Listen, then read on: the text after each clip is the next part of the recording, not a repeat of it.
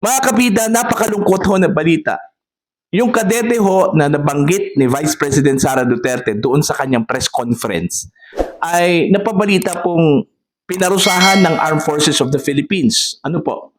Dahil ho daw doon sa kanyang asal na hindi katanggap-tanggap na humingi ho ng relo doon kay Pangulong Ferdinand Bongbong Marcos Jr. Pakinggan ho natin mga kabida, itong balita ho mula sa GMA.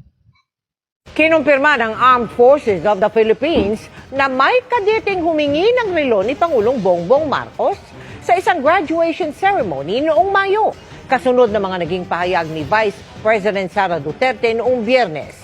Pero hindi umano ito karaniwang ginagawa at hindi katanggap-tanggap. Kaya pinatawa ng parusa ang naturang kadete. Nakatutok si Chino Gaston. Ito ang graduation ceremony ng Philippine Military Academy sa Baguio City noong Mayo na dinaluhan ni na Pangulong Bongbong Marcos at Vice President Sara Duterte. Hindi sinabi ni VP Sara kung ito ang tinutukoy niyang seremonya kung saan may nanghingi ng relo sa Pangulo na kanyang tinanggihan at dito raw napagtanto ng bise na toxic na ang kanilang relasyon. Pero ayon ngayon sa Armed Forces of the Philippines, sa gitna ng graduation rites, may kadeteng nanghingi ng suot na relo ng Pangulo. Sa video, makikitang inilapit ng Pangulo ang kanyang ulo sa kadete pero hindi dito ibinigay ang kanyang relo. Sabi ng tagapagsalita ng AFP, hindi ito karaniwang ginagawa ng mga kadete at hindi ito katanggap-tanggap na asal. This is actually an isolated case and does not reflect the overall culture and training within the academy. It happened when the cadet,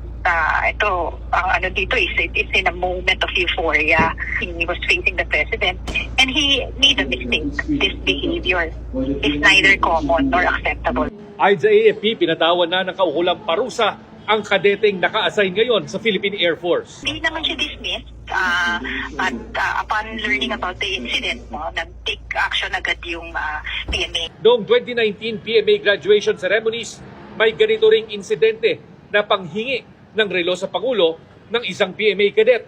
Noon, ibinigay ni dating Pangulong Rodrigo Duterte ang suot niyang relo. Para sa GMA Integrated News, Chino Gaston, nakatutok, 24 oras. Nako, napaka-unfair man po. Meron palang kahalintulad na insidente noong 2019, mga kabida. Ano po? Na ganun din yung nangyari. Isang kadete, humingi pala ng relo doon kay Pangulong Rodrigo Roa Duterte. Kaso lang, ibinigay yung kanyang relo doon sa kadete na yon. Ano po? Dahil ho dito na hindi ho binigay, tinanggihan ho ng Pangulong Marcos yung paghingi ho ng naturang kadete ng kanyang relo, yun na yung sinapit ho ng kadete na yon.